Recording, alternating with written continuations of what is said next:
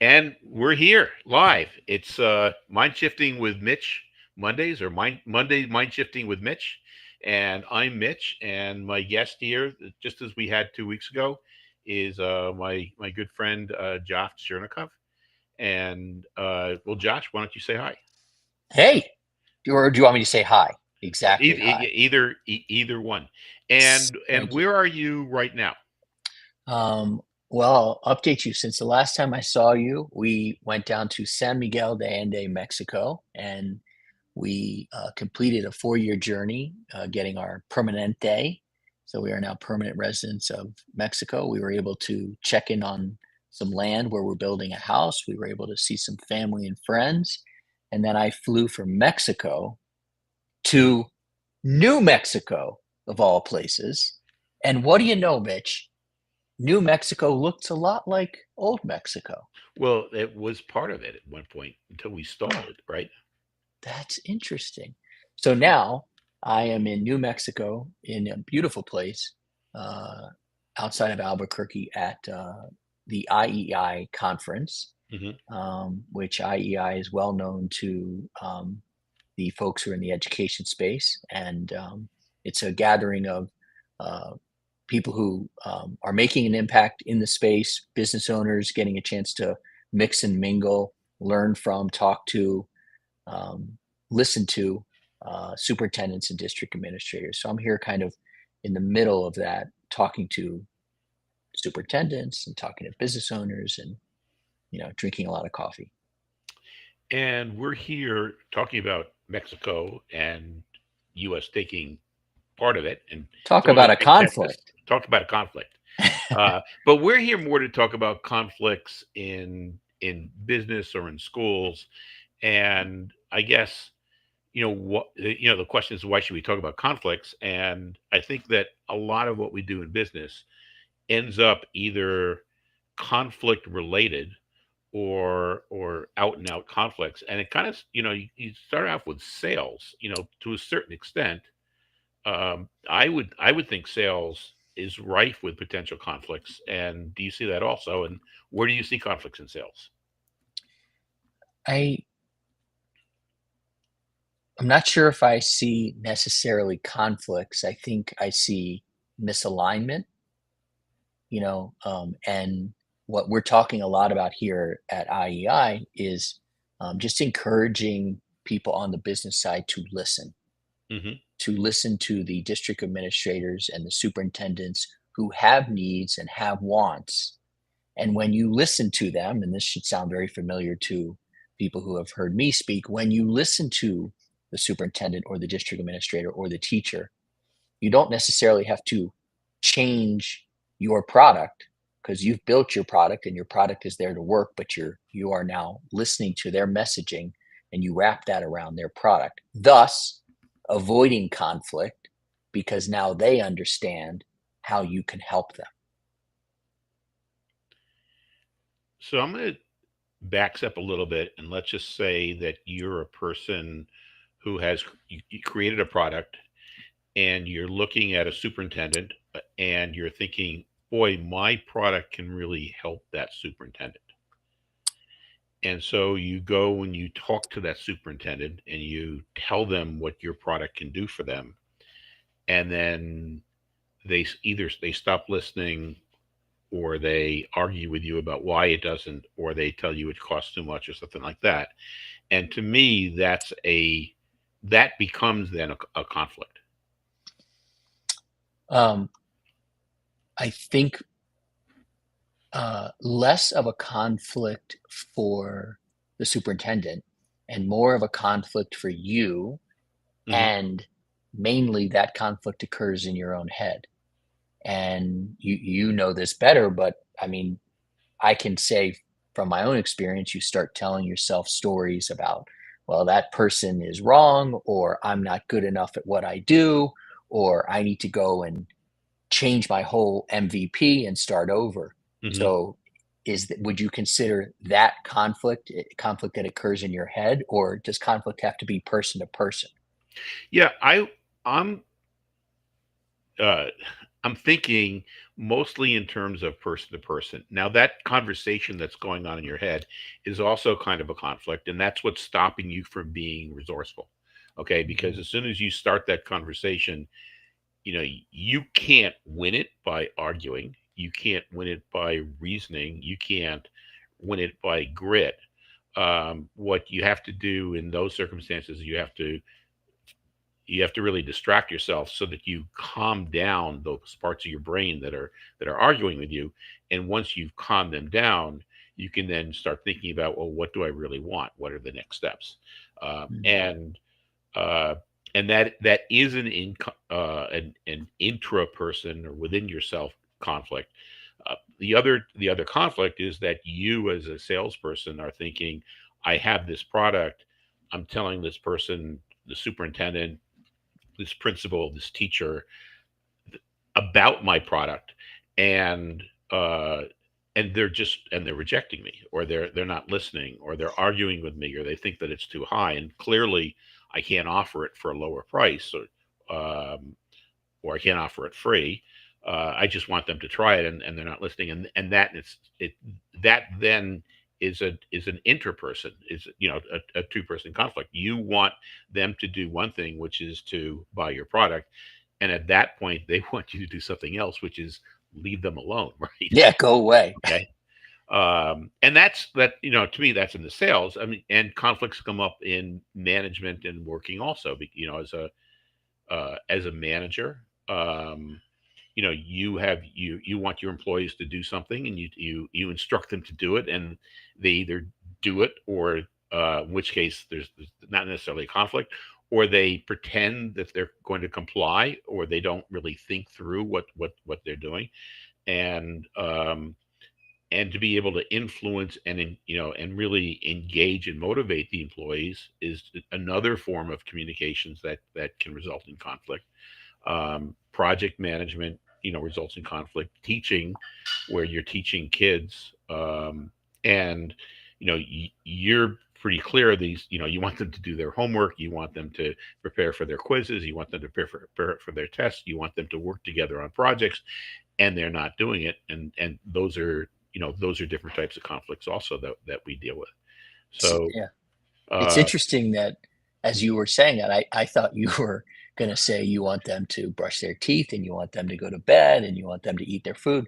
And as you're saying it, it's so clear that conflict, if we don't think of it as necessarily a bad thing, mhm, is really all over our lives, right. from work to personal. And what you are teaching um, is so helpful that it can um, help us inside the office or inside the home, because getting Camila, our daughter, uh, to I don't know. Actually, she's a pretty darn good kid. It's more Right. like me Well, getting well, me you're to do my yeah, homework. right.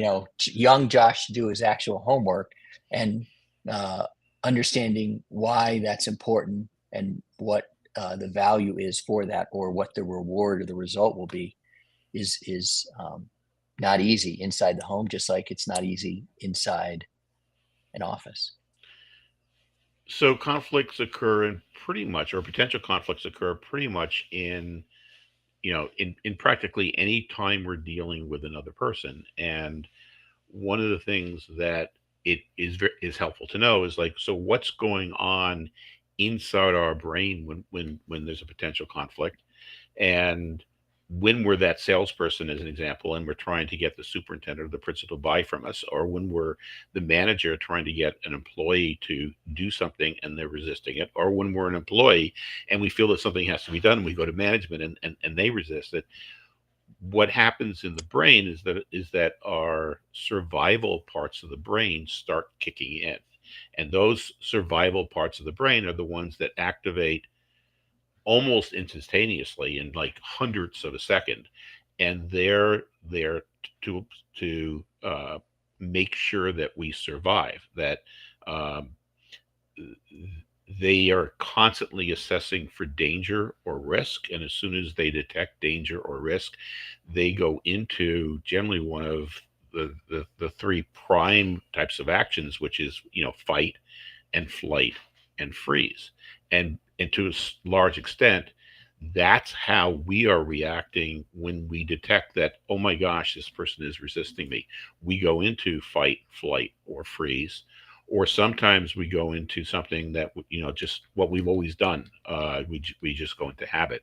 Um, or sometimes we just go along with the crowd. If we're an employee and the boss is haranguing us, we just, try to figure out what everybody else is doing, and react the same way. And once we're in those reactions, we have certain types of responses that we make. And actually, those responses tend to make the situations worse. Mm. So we would tend to respond by trying to reason with another person. We would tend to respond by, if we have power, trying to exert some power over the another person, trying to give them a sense of urgency that they have to do something. And just as our own survival parts of the brain cause us to fight, flight, or freeze, when another person detects that you're trying to reason with them, you're trying to convince them, you're trying to tell them that they're wrong, you're trying to walk over them, they then detect, oh my gosh, this person is attacking me.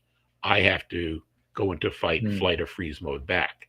And then the conflict becomes even worse. So we see that in sales situations. We see that in personal, with your child, or with your spouse. You see that, when you criticize, you may not even be meaning to criticize another person.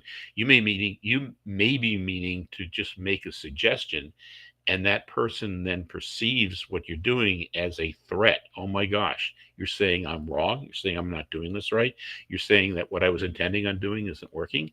And then they go into fight, flight, and freeze, and the situation escalates. So you've probably, you can probably recall situations where that's happened with you as well, right?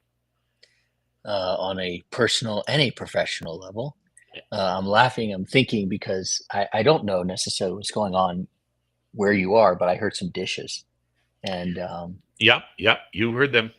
yeah, and we moved from Mexico where had been spending a lot of time, and now, my office when I'm back in DC is in the corner of a 1,100 square foot apartment where, Hmm. dishes have to be done when, remember, and Camila walked through, right? Right. The last time I was on, it happens. So yes, I've had those conflicts. I think one of the interesting parts that I wanted to ask you about is there any way, because you said it happens within Hundreds of a second. Yeah, nanoseconds, right. right? Two Or two whatever one that hundredths of a is. second. Right. Is there any way to stop that from happening? So you can't stop it from happening because that's your reaction. But what you can be, and that what we teach in mind shifting, in the conflict and collaboration book, is that you can become self-aware. And so I'm going to stick with when it happens, is that, this just before we become self-aware, there's one more piece of this to understand, and that is the role that a part of our brains take. The part of the brain is called mirror neurons, and those brains are exist in mammals, but they've been highly developed in people, and we have this survival instinct to mirror what another person is doing. Mm. And it's not so much the words that they're doing, we're mirroring much more their emotions. So when we see another person who's doing something wrong and we give them advice, and they take that as a threat, and then the fact that they've taken it as a threat, then our mirror neurons kick in and say, oh my gosh, this person thinks I'm threatening them. I better react in fight, flight, freeze also. And then that person detects we're in fight, fight, freeze modes, and then it escalates with them, and those battles then escalate, and that can't help but happen in management and interpersonal relations with your kids, with sales, in pretty much every aspect of our lives. And so by default, when we're around people who are happy, achieving, um, successful, we tend to pick up on them being happy, achieving, Mm, successful also, and then they pick up on us being happy, achieving, successful, and that escalates. When we're next to somebody or we're around people who are angry, who are avoiding getting involved in things, who are upset, who are angry at us, we can't help but pick up on that. Then they pick up on us, and we pick up on that, and it's this network effect that positive feedback loop that grows. And so when you say, "Can we stop that?" We can't stop it initially from happening, mm, but what we can do is we can realize first of all when it's happening with us, and we can go through the effort of calming ourselves down. mm. And so That's that's the first step.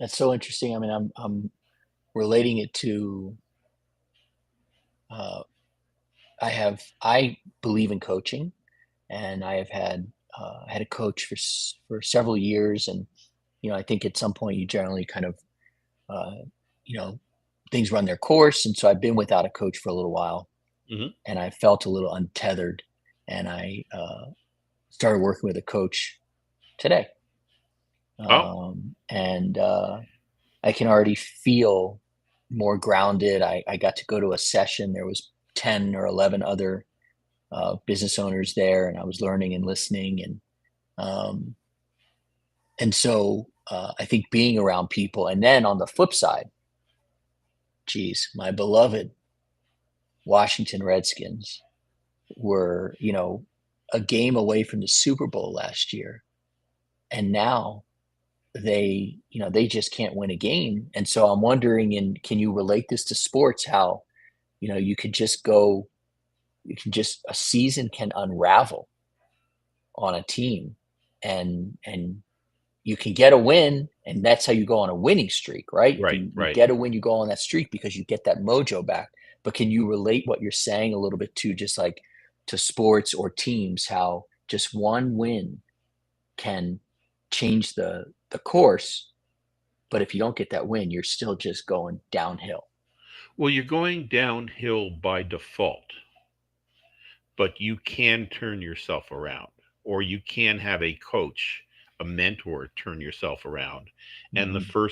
the first step to that is quieting those voices in your head that are saying, I just lost another game, I just Right. lost a point. I think every elite athlete does this. And in individual sports you can see it even more readily because you see them before a point, before they take the ball, you can see them kind of visually, take a breath, take a step in a certain way. You see a baseball hitter goes through a routine before they get in, before they get in the box. You see a pitcher goes through a routine before they throw their pitch to get their mind off of what's happened in the past and get their mind on the next thing. Mm. and Yeah. we we do that. We can do that in to ourselves also in business, or with with all relationships. With people who listen to Breaking the Grade, my other show, know that I reference this a lot, but the 2019 Washington Nationals, Hmm. they were 19-36, and so this team was in trouble, and their manager, Davey Martinez, who was always a glass half full guy. He was a bench coach for many years. So, bench coaches always have to be kind of, they're Don Right. Zimmer, like Yep. they're always got great attitudes. And so Davey told the team, Davey, my friend, told the Mm. team, um, just go 1-0 today. We're not going to get to 36 and Right. 36 overnight. You can only win one game at a time. Hmm. And that became the mantra for the 2019 World Series champions, Washington Well, Nationals. one day. And it worked. Yep. And Yep. so I've got a great shirt that just says "Go 1-0 today." And quite often I talk to um, a lot of people in the Ed Sales Elevation experience that like just go out and get one win.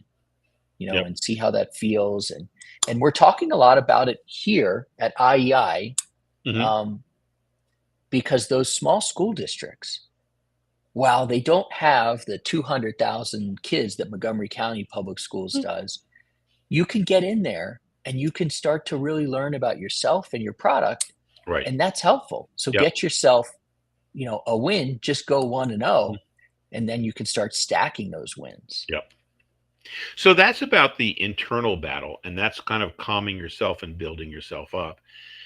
The next part of it is what you're doing with the other person. And to a Hmm. certain extent, by having that feeling of, in and of yourself, sales or influence is really, to a large extent, the transfer of emotion. When you're confident and happy and uh, playful and looking to get more information, the other person feels that and the other person starts mimicking you, and that by itself is helpful. The next thing in building helpful, in that next helpful thing, is to work on building rapport and gathering information. And so that process of, first of all, putting yourself in the mindset of like, okay, I'm calm, I want to move forward, and then it's like I'm not going to judge this person. I'm not going to try to tell them what to do. I'm not going to try to order them.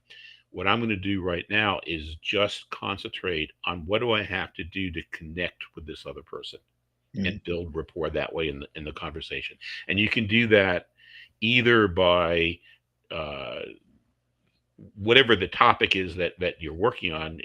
What problems are you having in your district, or um, you know uh, what do you want to accomplish, or by talking about other subjects such as baseball, or whatever they're The weather. the weather, whatever they're interested in, establishing rapport, and then from rapport gathering information and being clear emotionally that you're gathering information because you're curious. You're not gathering information for the purpose of getting them to do something, because Mm. they will detect if you're just asking them questions so that you can make your point, or if you're gathering information and asking them questions because you're genuinely interested in them. And that's the second stage is rapport and information gathering. And then the third stage is is finding some common ground and working towards some resolution that meets both of your goals. And so, with you're trying to influence another person, what is it that you want to accomplish? That's really interesting. Here's something that I'd like to accomplish. Let's see if we can both, meet both of our goals. And so those are really the three steps. First, calming yourself. Second, establishing questions to establish rapport. um, Third, well, 2A is asking questions to gather information. Three, establishing common ground. And then 3B is really using that common ground to move towards solutions that meet both of your needs. I would imagine that it is possible, and I always think this is helpful, to see all of those steps in your mind before you enter into that potential situation. Because I believe that you can think through all of those steps, uh, probably with a certain degree of, positivity. Like, okay, Hmm. I think they're going to react this way. I think we can talk about this. I think this might be the middle ground. So is that like, uh, a good idea to take some time and kind of play it out first? Well, what I would suggest to people is that there's a downloadable here, okay, that basically can walk you through the process. So we call it the 30-second conflict de-escalator, and it takes you through those three steps. Questions that you can ask yourself to calm yourself down, or statements that you can make to yourself, Mhm. questions that you can ask for another person in order to build rapport. Other types of questions where you can ask them in order to get information. questions to help you and then move to common ground, and then questions to start getting you to move towards solutions. And these are all things that are uh, gone into in much greater depth in the book, but having a checklist like this, I think, would be very valuable. Yeah, I like that. Um, is there such thing as Mhm. good conflict? No, why would conflict ever be good? I Why don't would you why know. would you say that? Well, I was thinking of, Conflict is something you should avoid at all costs, right? I feel like you're asking me that in a rhetorical way. I don't know. Maybe Is even there's satirical. Maybe in a satirical way. I don't know. I don't know. Like I so I'll play along here. I feel like there's at least for myself, okay, Hmm. and maybe people in your audience are at some points like me. Um, I'm not very good at conflict. Hmm. So look at that, ding ding ding. Somebody Wow. grabbed your QR code. Okay. Yeah, maybe it's Alvin. Maybe it's your Mm. wife. She's done with the dishes, right? Right. Uh, but I'm not so good with conflict. So So so maybe practicing it. I'm thinking that really there are so many conflicts where and we can think about things that we've done in the past where we started off, arguing with another person, and we ended up coming up with something that was better than either one of us could have come up with. Hmm. And really the steps to go through, and that's what you're leading to, that I was rebuffing in my own comedic fashion. Yes, But where you were I leading to missed is the comedy though. right. Is, if going through those three steps of calming yourself, building rapport, and then building common ground are the ways to take those conflicts and move them forward. And I'm looking at the time, and I think that's what I'd like to leave people with, is that you can follow those steps. You can um, that practically any interaction that you're having with another person could be a conflict or is a conflict, because you're both trying to get some point across and influence each other, and those two could conflict. But then when you pause to match the way you're coping with it out of genuine interest for the other person, and showing a degree of playfulness and curiosity, you're triggering their mirror neurons to react in kind. And you can let the other person know what you want, because people respect other people who let them know, what your goals are in addition to them. You don't have to be aggressive about it, but it's like, well, I'm thinking that I want you to do so and so because I think it's in your best interest. But what do you want to get out of this? And then you can be collaborative without giving in. You can achieve what you want and have the other person achieve what they want through a process. And that's what that's what I'm trying to do in the book, because so many conflicts that we end up with, become destructive conflicts, is to teach the techniques so that in some cases there is no conflict, and in other cases the conflict that initially started as a conflict becomes a constructive conflict, and both sides are tighter more tightly connected, and feel that they ended up with something better than they could have come up with on their own. You're we have a one David Shea who's making a asking us to make a push for using the QR code. So thank you, David, for the reminder. The QR code is there, and honestly, I think that anybody who can download this lead magnet, and I will do that as well. It will be helpful as you approach your next challenging situation. I know that we're running out of time here, but here's the beautiful thing, Mitch. It's 4:29 in the East. If we go a minute too long, we're not going to get knocked off by the news at 4:30. I wanted to ask you one last question. Okay. What about, we talked about conflicts in person Hmm. with other people, Hmm. talked about conflicts in our head with ourselves. What about when you've got keyboard warriors? What about conflicts when somebody sends you a nasty text message or a nasty email? Can you talk through how somebody might handle that? Well, it obviously depends. Okay, it depends on to a large extent on whether you think it's worthwhile engaging.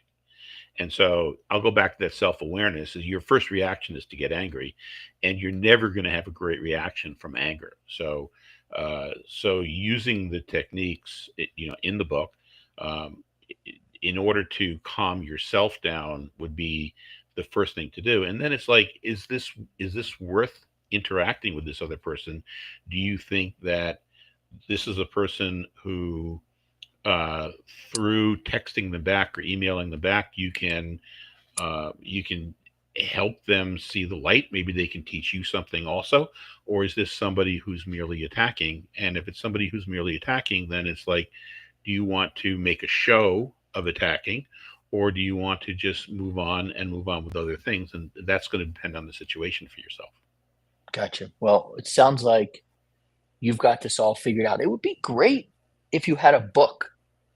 I know, wouldn't it? Wouldn't it? What is that something you could work on? I think something. I'm going to work really hard, and the book is going to go live on December 1st. And if people wanted to join the launch team, they could go with mindshiftingwithmitch.com. They could go to that email, that website, and by going to mindshiftingwithmitch.com, you have an opportunity to join the launch team. And if you join the launch team, you'll be able to download an advanced copy of the book and get these notes even quicker. You've got some folks out there in the world scanning that QR code in. And honestly, as I sit in this hotel room and I watch uh, CNN, because it's, you know, I think it's whatever. Uh, the people in Washington, in my hometown, could hopefully begin to scan your QR code or read your book. Wouldn't that be And wonderful if the wouldn't it? politicians would learn for constructive conflict instead of the destructive conflict that we see over and over again? Destructive. Right. Is there anybody, last question, is there anybody that you see who's in politics who you think is really uh, um, trying to emulate what you are uh, preaching? I have always thought of Amy Klobuchar as a person who listens and brings people together.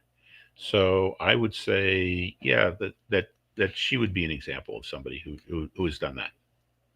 Cool. Yeah. Well, I don't. Obviously, we don't want to talk politics, but No, it's fine. I appreciate you having me on the show. I'm lucky enough because I get to um, have these conversations with you and continue to learn. And like running a business is tough. I had a challenging conversation. I'll be honest with Alvin last week. mm, We had a tough conversation, the two of us, and both of us thought it was tough. And we have been working through it, and we will. I continue to have tough conversations with our 11-year-old at right. times. So this is really helpful stuff, uh, personally and professionally. So thank you for allowing me to be part of the show. No, thank you for being on, and thank you for pushing me when um, when I'm trying to be funny and my dad jokes fall flat. Granddad, Granddad jokes too. Even they're even worse, right? they are, but that was a good one. Okay. All right. Thanks. Okay, so everybody, I'll be on next Monday. My guest next Monday is going to be Tammy Schrader. We're going to be also talking about styles of conflict and how we cope with different types of conflict. And hope to see you next Monday. And hope to see everybody online. Take care. Thanks.